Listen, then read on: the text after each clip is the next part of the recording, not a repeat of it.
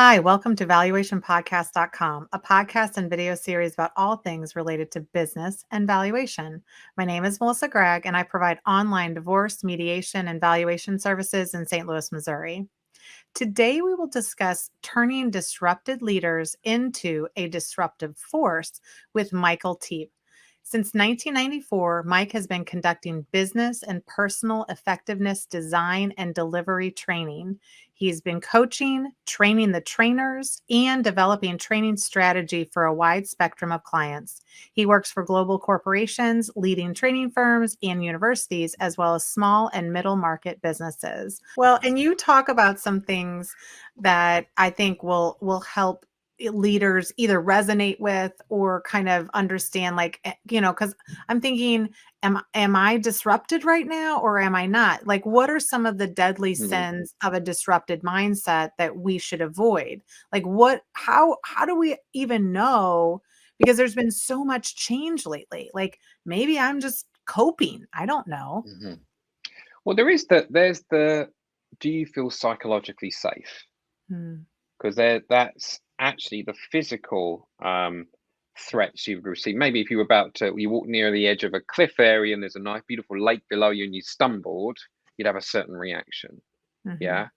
Do you feel that level of physical reaction when you're at work when an email comes in? Yeah. Hmm. Or you don't even open it, or you get a phone call and it comes up from a certain client or a certain leader or a certain person. Do you start having those reactions that are like the threat reactions? That's telling me that you are activated. You are really overreacting to that situation. Um, so there's to watch that. Physical is number one to watch out for. Two is, do you ever play back? I'm actually going to ask you this. Do you ever play back what you've just said in a conversation, maybe a meeting? And most people play it back and say, I wish I said something better than that. Usually a reply, a response. But if you play it back and realize that you were overgeneralizing, that's Mm-hmm. one of the three deadly sins. Actually, overgeneralizing is number one.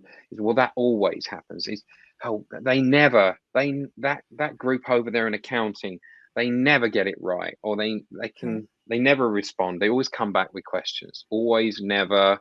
That's absolute statements. And if people are doing that in your group and you're doing it, that's an overreaction, right? Sure. So that's showing you that you are activating, you are disrupted. The other two, the three deadly sins are overgeneralizing, Okay. um, deletion. So deleting facts or not paying attention to facts that don't support your ideas or narrative. So the research, you're looking for your research. Okay, we get so so politics is a really good example of this. So local politics has been huge across America. I don't really want to get into it Right. for obvious reasons. And my town was particularly affected by this. But there's distortion was the fact that certain people believed they were going to get a certain amount of voters. They believed that there was a silent majority. But when you looked at the facts and the parties they were talking about, that party only had less than a third of the registered voters. Yeah. And a third were unregistered, so it wasn't really, it's like, well, even if the people with your mindset, that's only a third, they Mm-hmm. they deleted that completely. And Mm-hmm. it felt like they were running on the fact that their party was the whole voting community. Do you see what I Mm-hmm. mean? It's like Yeah. believing too much that, oh, I see one fact, I've grabbed it, and that's the truth for me. And that's why my strategy is going to work. I've seen that in this region of sales, there are however many thousand of our ideal target clients. So we're definitely going to get them. I said, well, hang on a minute. How are you going to get them?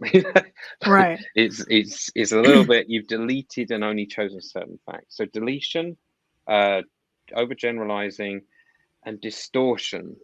Yeah, distortion is only talking about things that are importance to you and what you want to get done. So you're distorting the facts to just represent you in an organization, just represent the marketing point of view, not the facts that there's a distribution issue.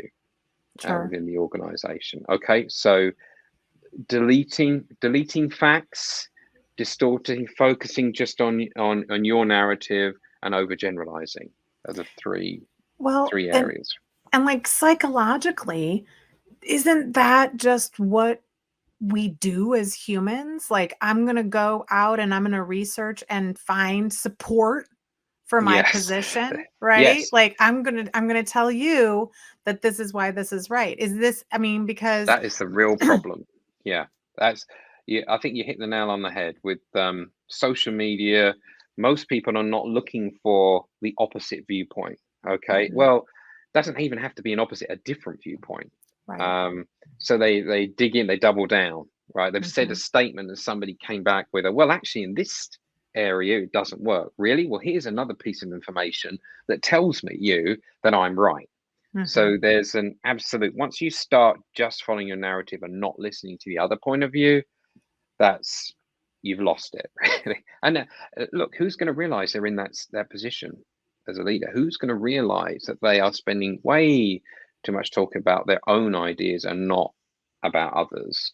The only way, there's only two ways you can get feedback as a leader. And one is to go and ask people for direct feedback that you know and trust, but ask them specifically, am I considering all options here? mm, Was I, did I consider anyone's or the other person's viewpoint in this meeting? You have to be very specific. And the other one is self-reflection. So we self-reflect after each meeting, ask you these questions. Did I show up and serve everybody in that meeting? So these are big questions. These are more growth mindset questions to break yourself out of being disrupted and be more of a disruptor, looking, and that usually means looking at the whole picture and being thoughtful and considerate, mhm, and just asking, well, what if we tried this? Without thinking, well, I don't want to say that, because if I say we could try this, my boss is going to think we're going to do it, and I'm going to be fired if I don't. Do you see? That's a disrupted. right. And there needs to be some kind of psychological safety